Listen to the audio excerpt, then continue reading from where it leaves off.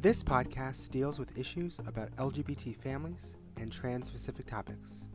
We would love to hear from you and welcome your questions and comments. However, we will not tolerate any discriminatory language or hate speech, so please, just don't do it. Enjoy the show.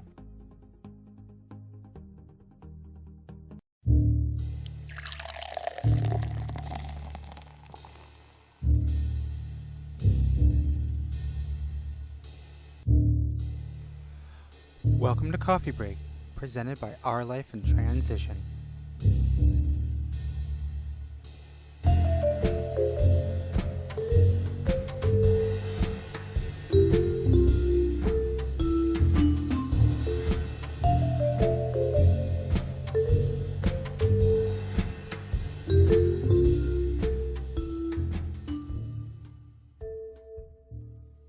Hello everyone, thanks for tuning in to Our Life in Transition. This is a little bit different. While we're stuck in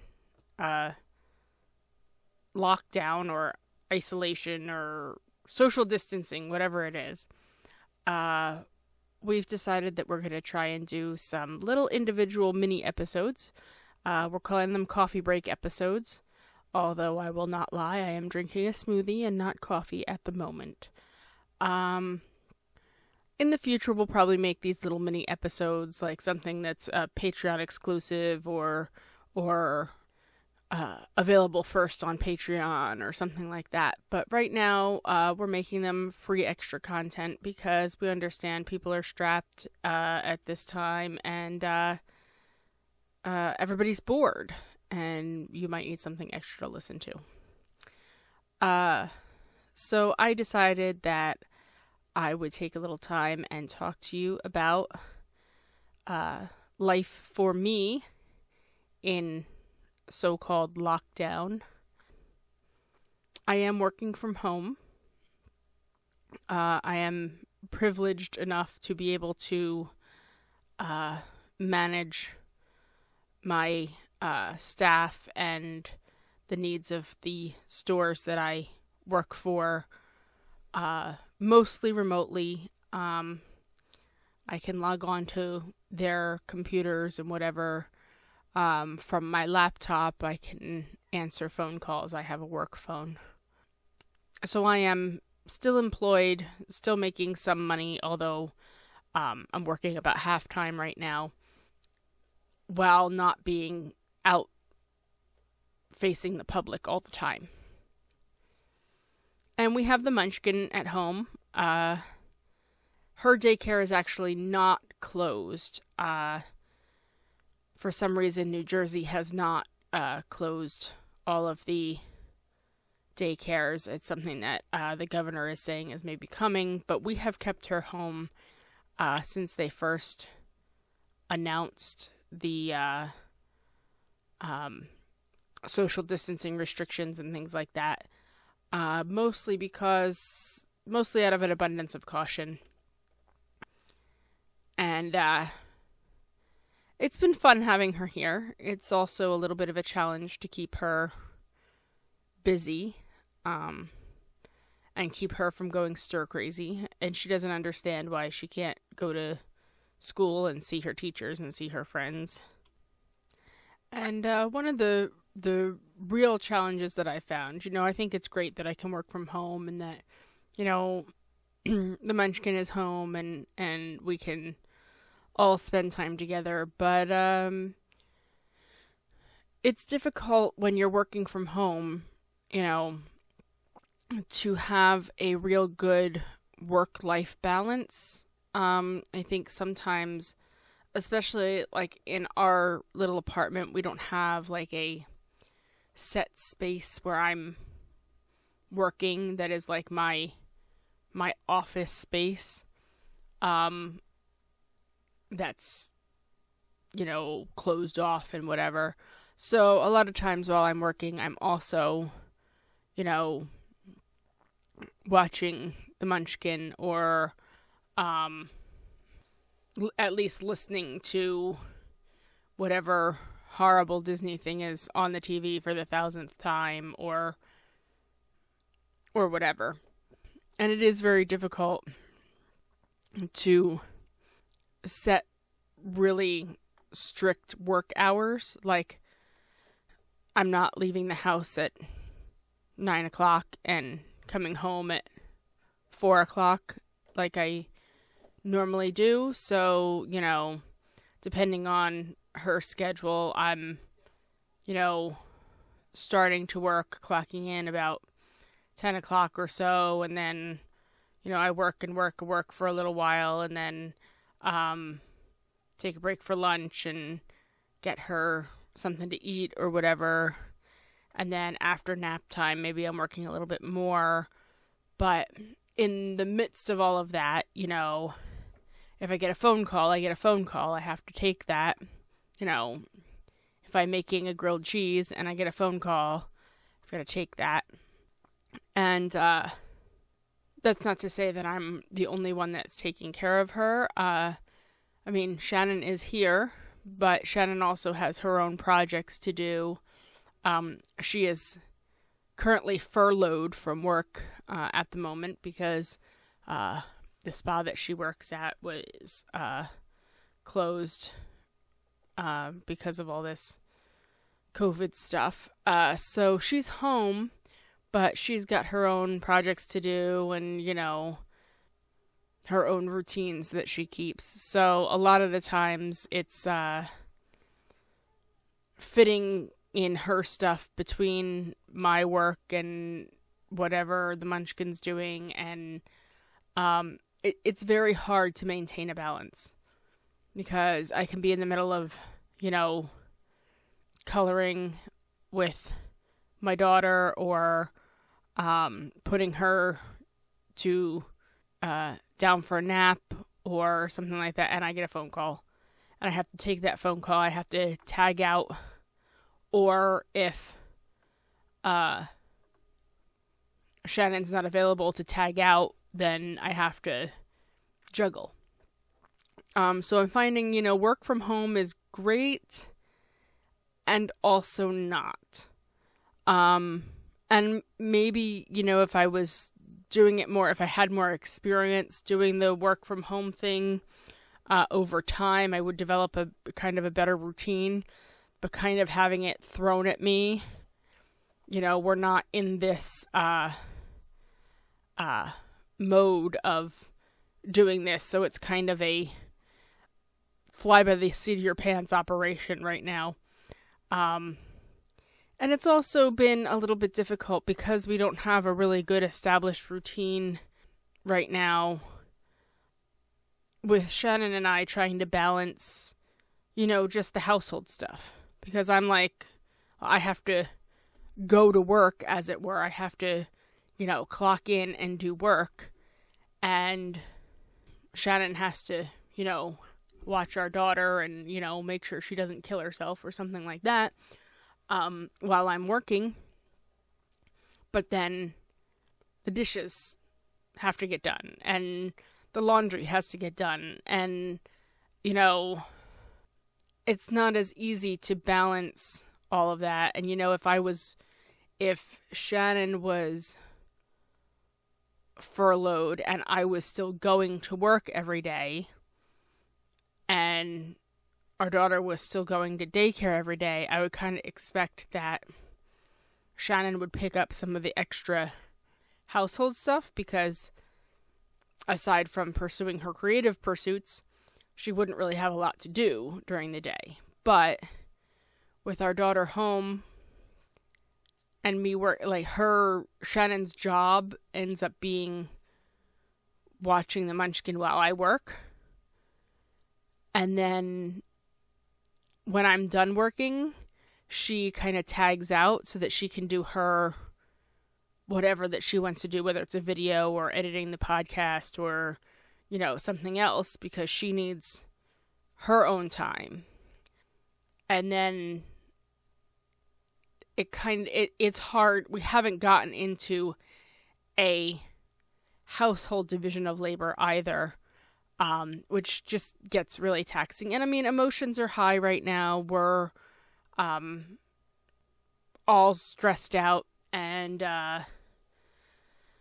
dealing with anxiety about, what's going on, anxiety about, what's in the grocery store, if there's anything left in the grocery store, and anxiety about people around us getting sick. There's a member of Shannon's family right now who's tested positive, and so we're hearing little drips of conversation about her every once in a while, and, trying to keep tabs on the people around us. And then also, frustrations because, you're trapped and you can't get away from anybody. You're, staring at the same people every day. You're staring at the same walls every day. And aside from, maybe going for a walk, there's not a whole lot you can do to get out and release some of that frustration. And then, for me, I have always struggled with feeling like I'm not the best that I can be, and so I'm working and I hear,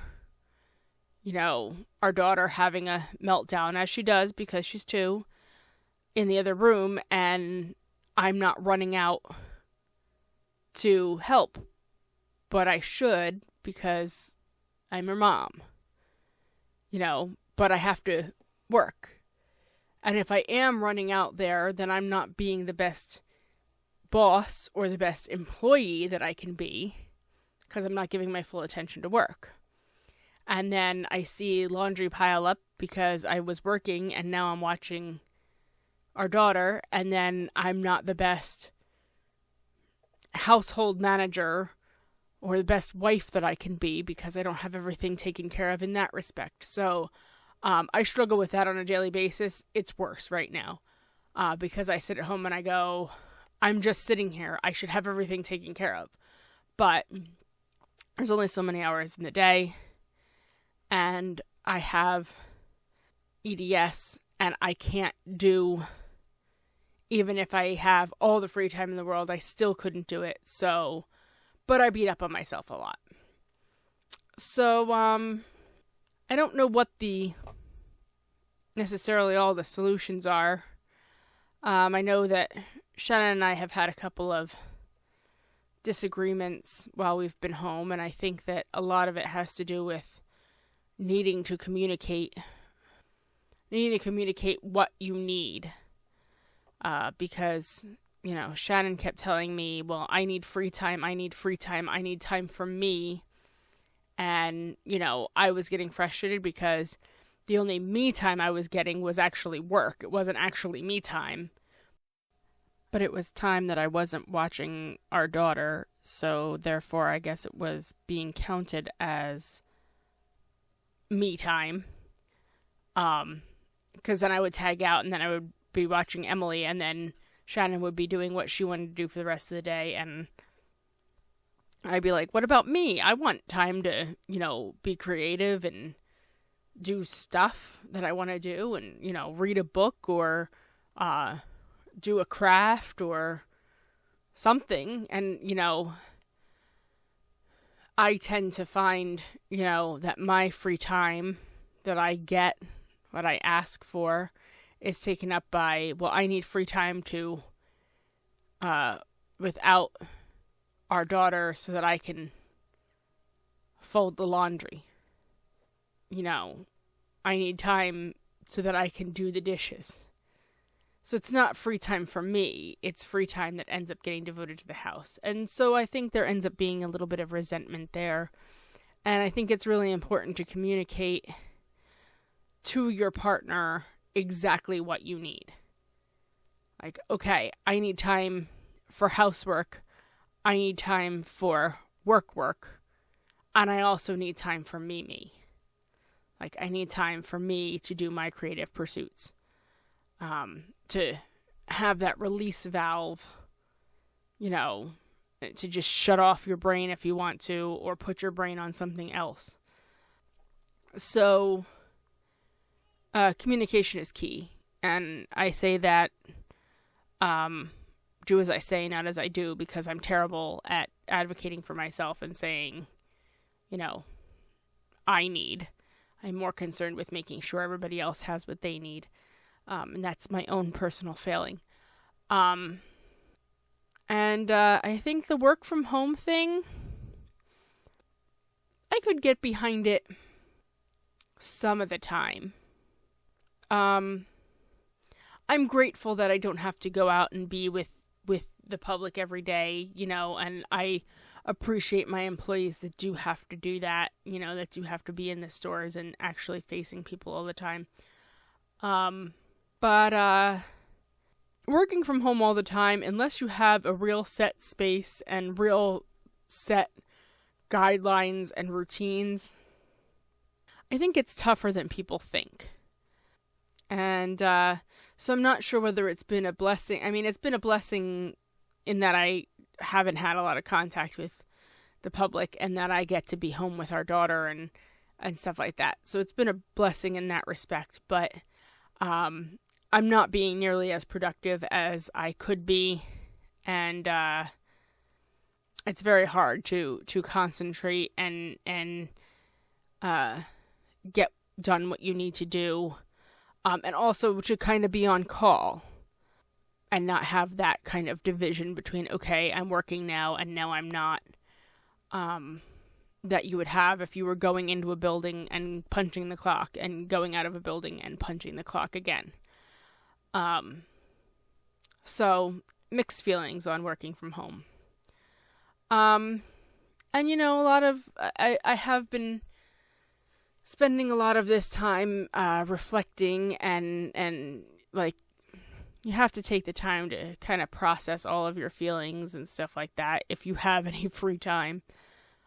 Usually that's something that I end up doing at 11 or 12 o'clock, after Munchkin's gone to bed and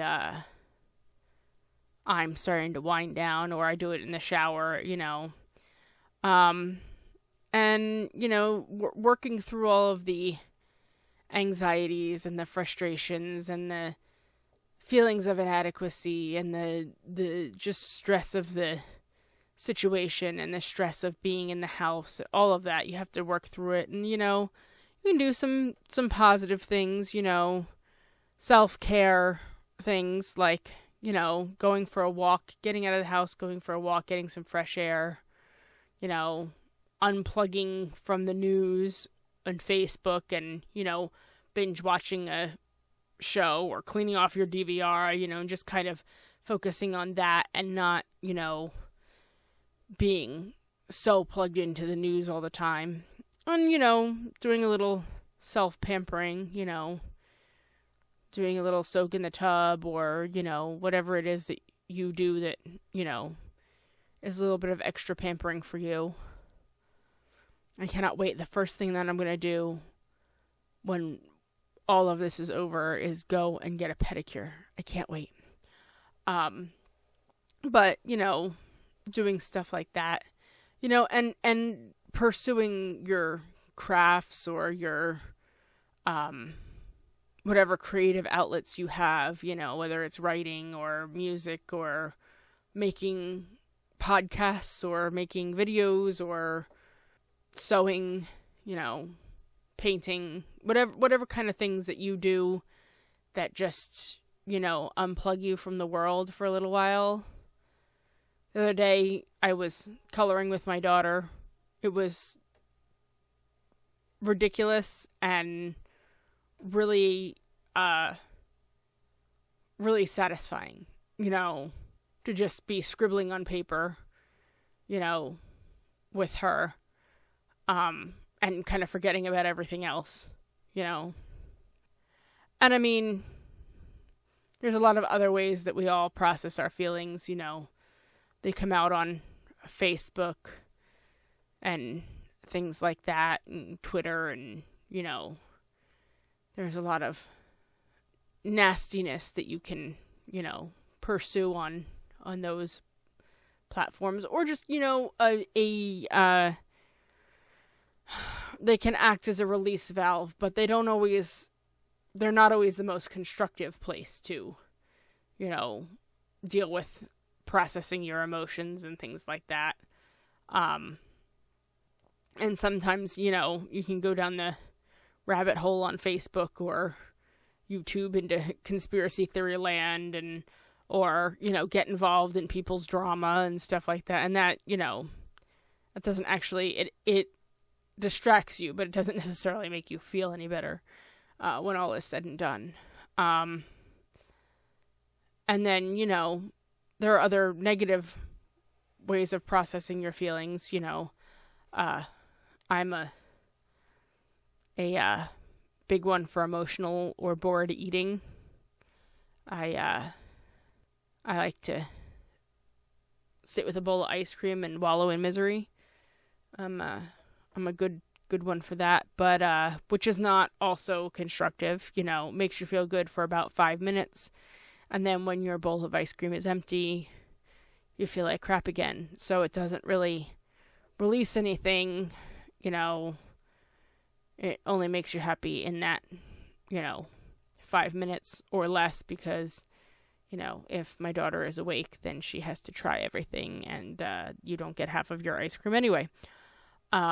Which I mean is good from the standpoint of, now I'm not eating an entire bowl of ice cream by myself, but it shortens your enjoyment even more. So, and the big thing that I think you need to stay away from, we all need to stay away from, and I am really good at processing my feelings in the most negative way I can, and turning them against myself. One of my friends posted a while ago, if you say something to yourself and you think, what if somebody typed that to me on Facebook? Would you be upset if somebody typed that to you on Facebook? If somebody said, you're a worthless slob, and they typed that to you on Facebook, and if that would hurt your feelings and if that would make you upset on Facebook, if somebody else said it to you, like, why would you say that to yourself? Why would you hurt that's abusive. And you can abuse yourself just as easily as anybody can abuse you. And I think that that's something that you really need to avoid, because, when you're by yourself, and this especially goes for people who live alone, who don't necessarily have their family around them, and right now all that they have to do right now is to sit and think. And sometimes when we sit and think, we start to analyze, we start to pick things apart, and then you want to be sad because maybe you're alone, and so then you want to think about why you're alone, and then you want to think about what's wrong with you, and it can go into a really bad place really quick. So, I mean, we need to be kind with ourselves during this time, and all the time, but during this time when it's so easy to turn that stress and that anxiety and all of these emotions back in on ourselves, because we don't have our normal outlets for them. We need to be mindful of how we're treating ourselves. And of course, if you are locked down with other people and with your family or your roommates or whatever, you need to be cautious about, taking out your frustrations on them, and be mindful about how you're treating them as well. But I think we are much more careful about how we treat other people than we are about ourselves. And so I think the main thing that I really want people to take home is, be mindful of how you're treating you during this time. Make sure you're taking the time that you need to release that stress, that anxiety, in whatever way you need to do it, whether it's, watching an exercise class and doing yoga in front of your TV, or watching Chris Hemsworth work out. I saw that, I'm not going to work out with Chris Hemsworth, but I'll watch him.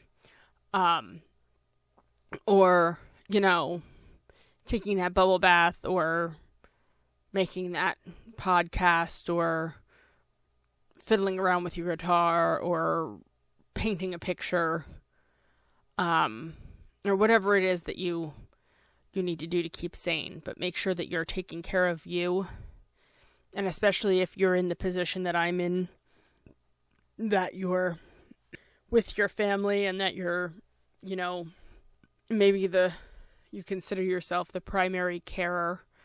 I don't know how Shannon would feel about me saying that, but I consider myself the primary caregiver in the family. But make sure that while you're taking care of everybody else around you, that you're not forgetting yourself. And, let me know how you're coping. Leave a comment about what you're doing, what kind of things are you pursuing to keep yourself sane, what suggestions you have for other people, maybe. And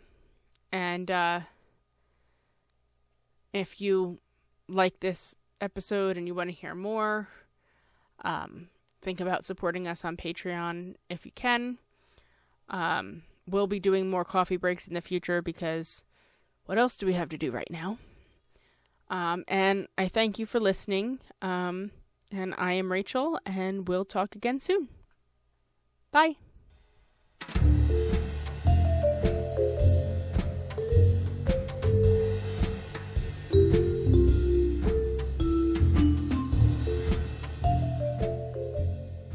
This has been Coffee Break, presented by Our Life in Transition. Our producer is Shannon McDill. Our theme music is Silky Smooth by Jens Kiilstofte. Support us on Patreon at patreon.com/olitpod. That's /OLITPOD. Your support makes this show possible. Thank you.